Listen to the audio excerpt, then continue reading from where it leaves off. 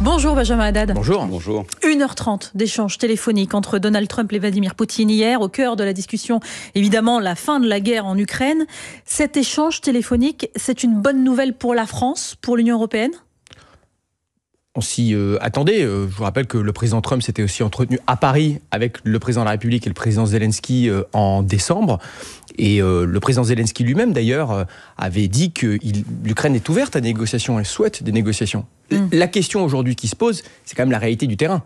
C'est que hier encore, on a vu la Russie escalader dans sa guerre d'agression contre l'Ukraine, avec une fois de plus des tirs de missiles. On voit la Russie qui continue à garder des buts de guerre maximalistes. Et donc, effectivement, la question qui se pose aujourd'hui pour nous tous, c'est comment aboutir à une négociation qui serait équitable et donc mettre les Ukrainiens dans un rapport de force favorable, et puis surtout comment garantir une paix juste et durable, parce que même si demain vous avez une fin des combats, se posera la question de la dissuasion d'une future agression de la Russie et donc des garanties de sécurité. Mais d'abord là, le début, les prémices de ces discussions, c'est donc Trump qui parle à Poutine. Si Trump parle à Poutine, est-ce que Macron doit parler à Poutine ?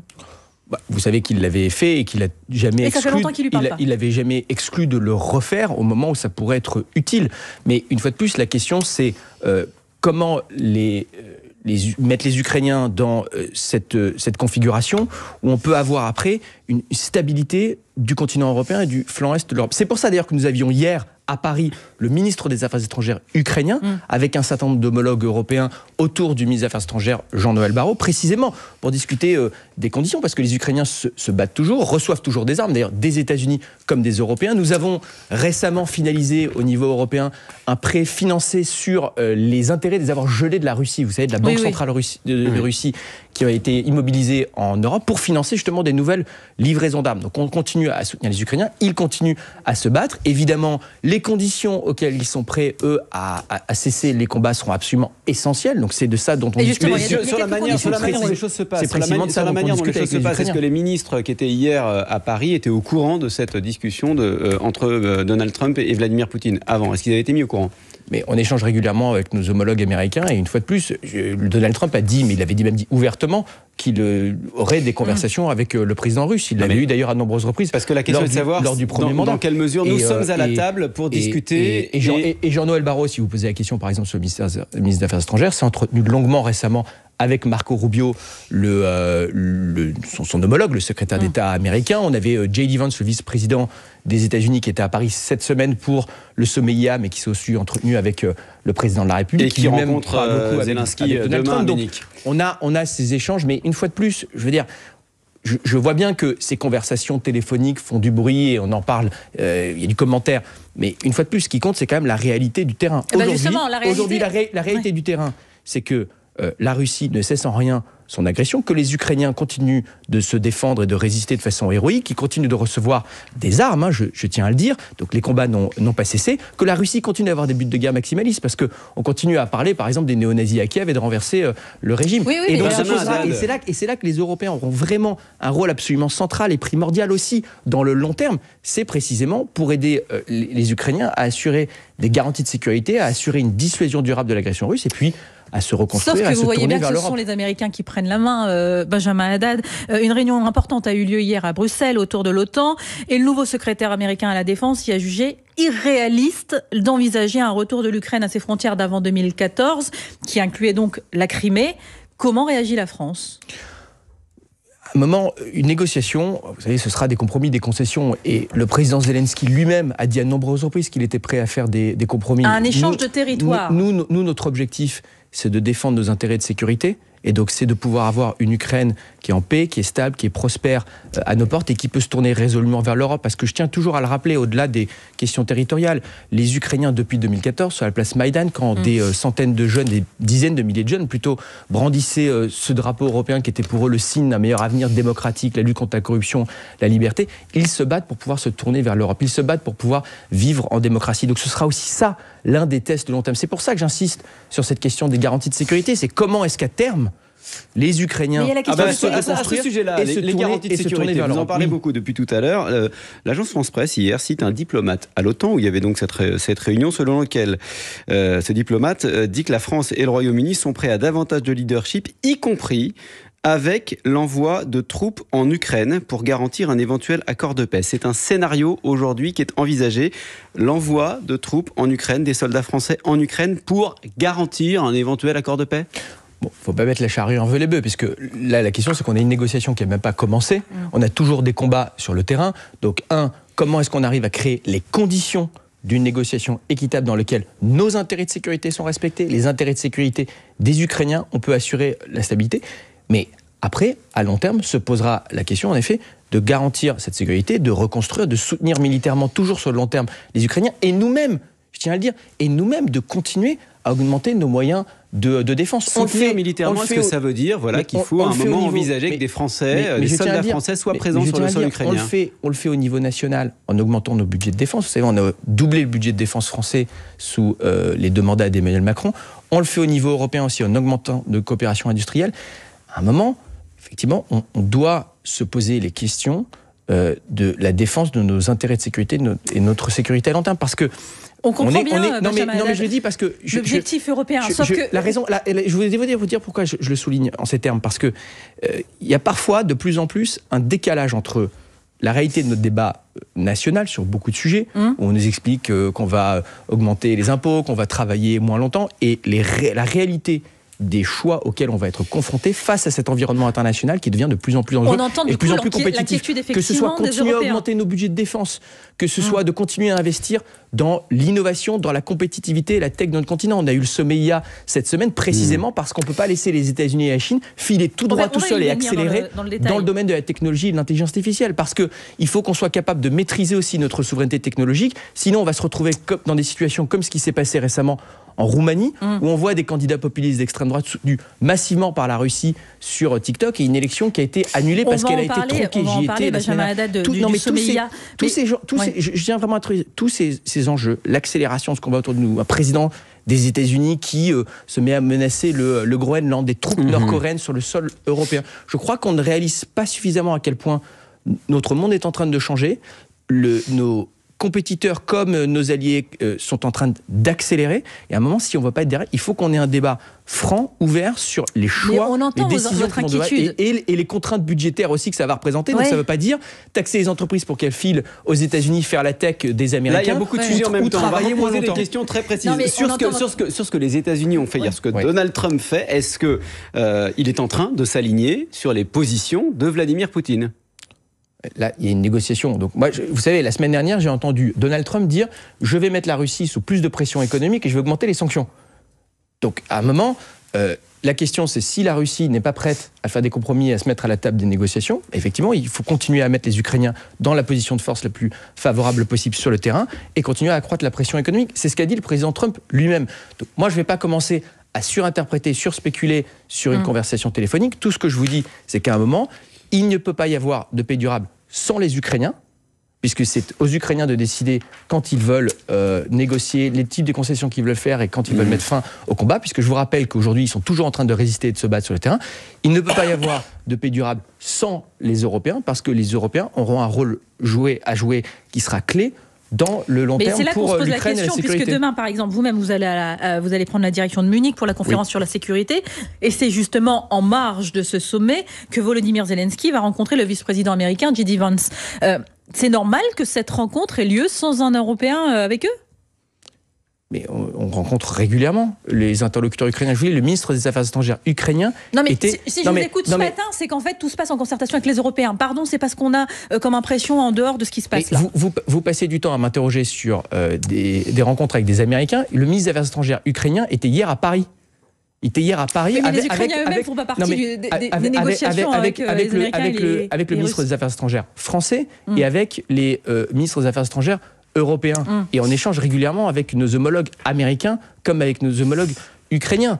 Donc évidemment que les Européens sont autour de la table et évidemment que les Européens vont prendre une partie prenante, puisque encore une fois, il ne peut pas y avoir de paix en Europe sans les Européens. On a bien compris la position européenne, la position française. Vous avez vu que dans ces négociations pour Donald Trump, il y a un sujet particulier, celui des terres rares. Il a les yeux rivés sur les terres rares qui contiennent des métaux rares en Ukraine. Volodymyr Zelensky a l'air plutôt réceptif à ces demandes. Est-ce que c'est comme ça qu'on fait de la diplomatie en 2025 ? Est-ce qu'on va laisser Donald Trump prendre possession des terres rares ukrainiennes, nous, Européens, Alors qu'on en a besoin aussi de ces terres rares. Non, mais là, encore une fois, on spécule sur des déclarations, sur des effets de manche. Je laisse, là, vous avez dit, le président ukrainien lui-même a réagi, donc je crois que ça sert à rien de réagir à ces différentes annonces. Moi, à un moment, ce que je voudrais quand même rappeler, c'est que même l'intérêt, non seulement des Européens, mais des Américains, c'est pas de donner une victoire facile à Vladimir Poutine en début de mandat. Mais quel message, quel précédent ça représenterait pour d'autres théâtres, je pense par exemple à l'Indo-Pacifique, dans lequel les Américains nous disent qu'ils ont des intérêts aujourd'hui majeurs. Quelle espèce de signal ça enverrait à d'autres compétiteurs stratégiques des États-Unis si en début de mandat on donne une capitulation et une victoire à la Russie de Vladimir Poutine? Ce n'est pas seulement les intérêts de l'Ukraine et des Européens qui sont en jeu, mais je crois que tout le monde aurait à y perdre, à commencer par les États-Unis. Et je crois que les États-Unis le savent, parce qu'une fois de plus, quand on entend le président Trump parler de mettre plus de pression économique sur la Russie de Vladimir Poutine, on voit bien que les conditions de la négociation sont encore mouvantes. Ouais, hier, à votre place, on avait le spécialiste en géostratégie, Nicolas Tenzer, effectivement, et qui nous disait la paix là d'aujourd'hui, ce sera la guerre de demain. Ah mais il souligne exactement la bonne question, comme souvent d'ailleurs avec Nicolas Tenzer sur ces sujets.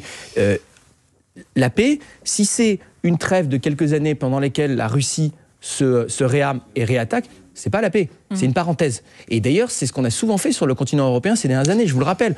En 2008, la Russie attaque la Géorgie. En 2014, la Russie déjà annexe la Crimée et commence à attaquer le Donbass, notamment via des proxys. Donc c'est pour ça que je vous dis que la question, c'est pas juste de signer un bout de papier. Les Ukrainiens sont bien placés pour le savoir. Pendant les années 90, juste après la chute de l'URSS, on leur a demandé d'abandonner leur programme nucléaire, parce qu'il y avait toujours des armes nucléaires issues de l'URSS sur le territoire ukrainien, en échange de garanties de sécurité, notamment de la part de la Russie. Garanties sur leur territoire. C'est ce qu'on a appelé le fameux mémorandum de Budapest. Maintenant, les dirigeants ukrainiens, dans les enceintes internationales, ressortent souvent ce mémorandum de Budapest en disant c'est gentil parce qu'on a abandonné notre programme nucléaire et en échange, on a eu des garanties de sécurité bidons que personne n'est venu défendre. Donc aujourd'hui, la question, c'est en effet comment est-ce qu'on peut assurer de façon stable et durable la paix en Europe en continuant à soutenir les Ukrainiens, même après un cessez-le-feu, en continuant nous, à augmenter nos moyens de défense nationaux, à trouver des voies de financement européenne pour lancer des coopérations industrielles, parce qu'une fois de plus, si on croit que demain, après un cessez-le-feu, la paix est revenue, on n'aura plus jamais besoin de parler de questions de sécurité militaire, de guerre en Europe, ce serait une illusion majeure. Et ce qui est en train de se passer déjà depuis quelques années, c'est que l'Europe sort de cette illusion, sort de cette parenthèse issue des années 90 où nous sommes dans la paix perpétuelle. On se rend compte qu'on est dans un monde de conflictualité, de menaces, avec à la fois des menaces militaires réelles, la guerre, mais aussi des menaces hybrides. Et ça demande effectivement de sortir de ce cocon confortable. Sans compter sur les États-Unis. Et en effet, sans compter sur les États-Unis et d'investir dans notre souveraineté et notre autonomie stratégique. Benjamin Haddad, ministre délégué chargé de l'Europe, est avec nous jusqu'à 9h sur France Info. On vous retrouve juste après le fil info de 8h46. Maureen Suignard. L'État n'abandonnera pas les quartiers prioritaires, promet ce matin la ministre de la Ville. Une personne a lancé une grenade hier soir dans un bar de Grenoble, dans le quartier du village olympique. 12 blessés, dont 6 graves. Le pronostic d'une victime est même engagé. L'initiative de Donald Trump n'est pas une trahison de l'Ukraine, affirme à l'instant le Pentagone. Le président américain qui a eu au téléphone hier Vladimir Poutine. Les présidents américains et russes veulent se rencontrer pour mettre fin à la guerre en Ukraine. Les chefs des diplomaties de 6 pays européens et de l'Ukraine s'opposent à des négociations en leur absence. RTE présente son plan pour développer notre réseau électrique haute tension. Le gestionnaire national du réseau de transport d'électricité prévoit 100 milliards d'euros d'investissement d'ici 2040. RTE qui veut répondre aux enjeux de décarbonation et de réindustrialisation. Il y a plusieurs défis, le raccordement des nouveaux réacteurs nucléaires EPR et de l'éolien en mer notamment. La Ligue de foot professionnelle et DAZN en plein bras de fer sur le paiement des droits télé. La LFP a signé en référé le principal détenteur des droits. DAZN refuse de payer une partie de ses droits car la plateforme s'estime lésée et victime d'un piratage trop important. France Info. Le 8-30 France Info, Jérôme Chapuis, Salia Bracchia.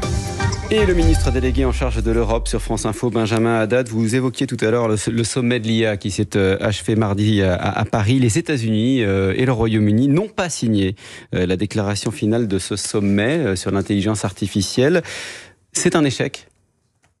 Mais attendez, pardon, mais on peut quand même saluer cet immense succès diplomatique et économique à Paris cette semaine qui a été le sommet de l'IA, 109 milliards d'euros investis en France dans l'intelligence artificielle, dans nos pépites, nos entreprises, nos startups qui sont en concurrence avec les principaux acteurs internationaux, l'ouverture de data centers, la formation de talents, le tout en plus s'appuyant sur l'énergie décarbonée qui est le nucléaire, l'énergie abondante, c'est ce qu'on dit tous les investisseurs, 50 milliards d'euros de plus investis par la Commission européenne. Mais sur la question cruciale, notamment de la régulation, pas d'alignement avec les États-Unis, le premier acteur mondial sur le sujet. Encore une fois, est-ce que c'est pas un échec ? Mais la condition, même de la régulation, c'est l'innovation.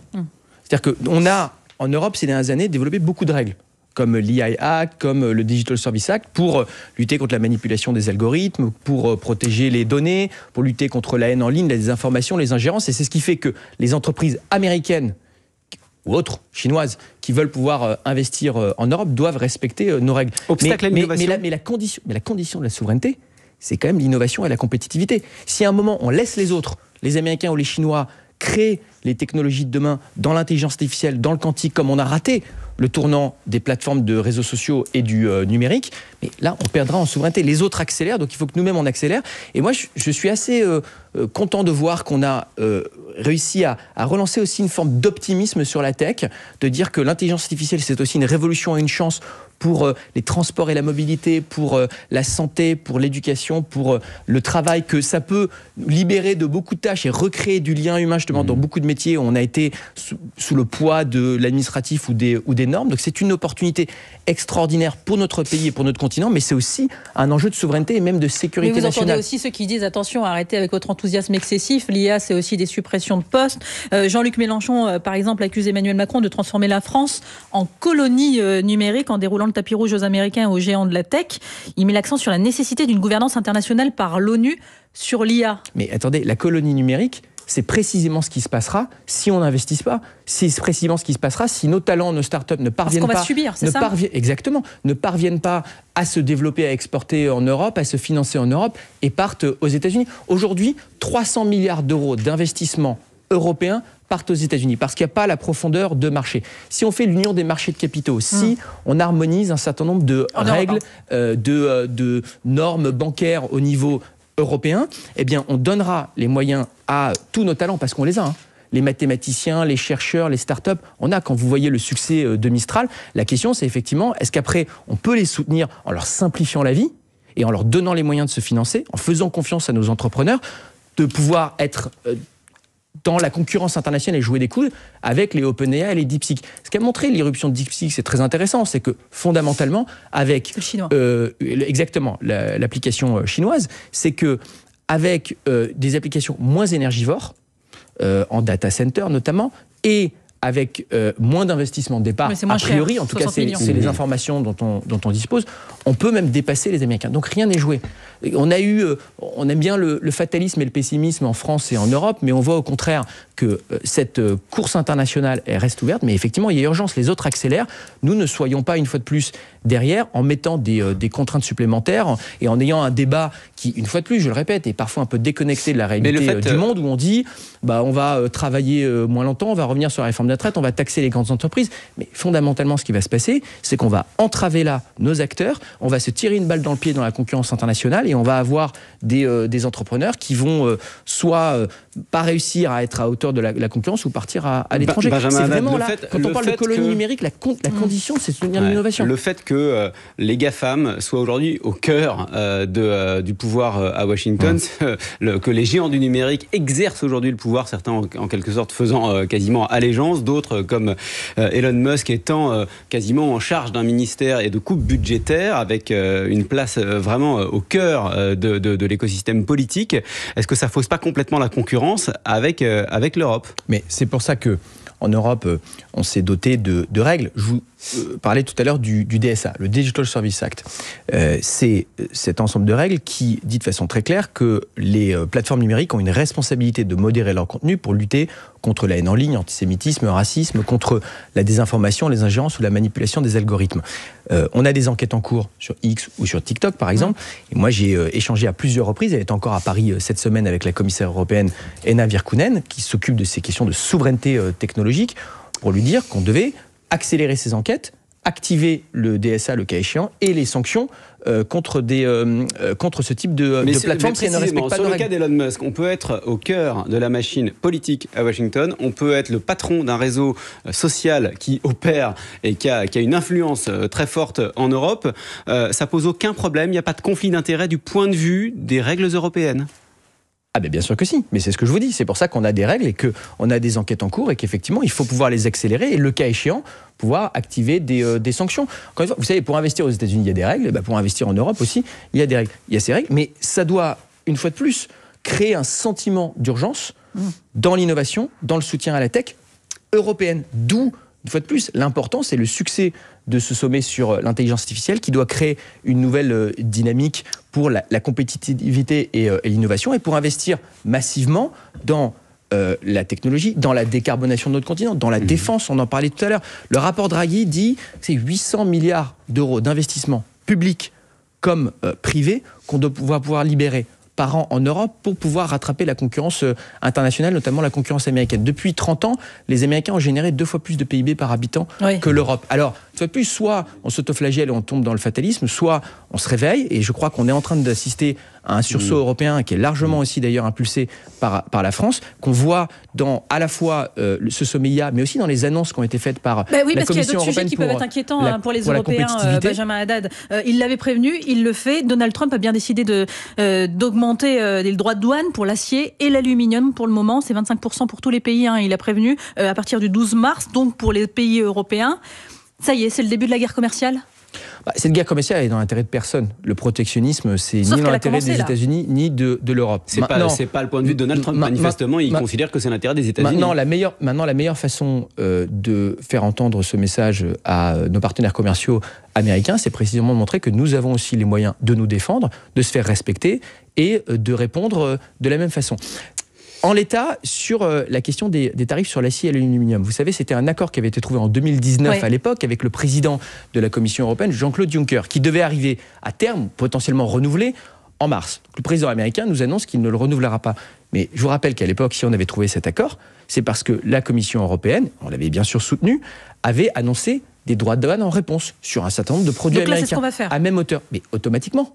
Bien sûr. Réciprocité. Mais bien sûr, on va défendre nos intérêts. Et d'ailleurs, non seulement on en avait les moyens à l'époque, parce que je vous rappelle qu'en 2016, on a déjà vécu ça, pendant le premier mandat de Donald Trump, et on nous avait dit les Européens sont nuls, sont divisés, vont aller en rang dispersé à Washington. Nous sommes restés unis, un marché de 450 millions d'individus qui est le principal partenaire commercial des États-Unis, et nous nous sommes fait respecter en répondant. Mais depuis, et largement là aussi sous l'impulsion de la France, on a renforcé ces outils de l'Union européenne, c'est-à-dire on a étendu le champ des activités, les services, le numérique qui pouvaient être touchés. Donald Trump se trompe sur l'état du rapport de force entre les États-Unis et l'Union européenne. L'Union européenne se fera respecter et l'Union européenne défendra ses intérêts. On en a les moyens. Mais bien sûr qu'on a les moyens, on l'a déjà fait. On l'a déjà fait. On vous pose la question parce que quand on écoute des représentants de l'Union européenne, 2 solutions sont avancées. Acheter plus de gaz liquéfié aux Américains pour équilibrer la balance, ou acheter plus d'armes américaines. Dans les 2 cas, on plie, pardon là, mais... Je suis d'accord avec vous, ça c'est une erreur. On ne va pas commencer à faire des concessions unilatérales alors qu'une négociation n'a même pas encore commencé. Ça c'est un signal de faiblesse et on se fera rouler dessus. Donc, et d'autant que là, l'urgence aujourd'hui, c'est plutôt d'investir en européen, de faire de la préférence européenne sur la défense, d'investir dans notre autonomie stratégique sur les questions énergétiques, donc massivement dans le nucléaire et dans les renouvelables, et de se rendre moins dépendant des autres. Pas contre les autres, mais moins dépendant des autres pour agir seul. Non, mais le sujet, c'est en effet... Alors, après qu'on puisse avoir un agenda positif de commerce avec les Américains, tant mieux. Mais la meilleure façon de se faire respecter, ce sera là de montrer qu'on est capable d'avoir une rétorsion commerciale. C'est ce qu'on a fait, vous savez, récemment sur la question des véhicules électriques chinois. Les Chinois subventionnent massivement leur industrie de véhicules électriques. La Commission européenne, avec le soutien de la France, a décidé de tarifs douaniers. Il y a quelques années, on n'était pas capable. Sur le photovoltaïque, on ne savait pas faire. Là, on commence à sortir de cette naïveté et de jouer le rapport de force avec nos partenaires commerciaux. Benjamin Haddad, est-ce que vous êtes inquiet de ce que sont en train de devenir les États-Unis, pays que vous connaissez bien ? Moi, je crois que Donald Trump est l'accélérateur d'une tendance de long terme. Fondamentalement, quand on voit le protectionnisme, on l'a déjà vécu sous l'administration Biden avec ma question l'Inflation porte Reduction sur la Act. démocratie américaine. Est-ce que ça vous inquiète, ce qui est en train de se passer là-bas, la question des contre-pouvoirs notamment? Mais moi, je suis européen, je suis français, et fondamentalement, quand je regarde ce qui se passe aux États-Unis, je pense aux intérêts de la France, et je pense à la nécessité pour nous, une fois de plus, de réduire notre dépendance, de comprendre en fait ce qui est en train de se passer sur le long terme, de ne pas être naïf parce que, encore une fois, il y a Donald Trump, mais parfois on avait des présidents américains comme Barack Obama ou Joe Biden qui nous paraissaient plus sympathiques, mais qui nous ont mis des tarifs douaniers. Qui ont fait du protectionnisme contre nos entreprises, comme le cas de l'IRA sous Joe Biden. On a eu AUKUS. On a eu aussi le pivot vers l'Asie qui avait été embarqué. Oui, bien sûr. L'affaire des sous-marins. Toujours un allié, les États-Unis. C'est un allié, mais à un moment, les Polonais ont une formule que j'aime bien. Ils disent la première assurance vie, c'est l'OTAN. Il nous faut une deuxième assurance vie qui est l'Europe. Et donc là, effectivement, c'est le moment pour les Européens de prendre leur destin en main et de cesser leur dépendance. Merci Benjamin Haddad, ministre délégué en charge de l'Europe. Vous étiez l'invité de France Info ce matin. Et je vous laisse en compagnie de Salia Braclia, Renaud Dely pour les informer dans quelques minutes.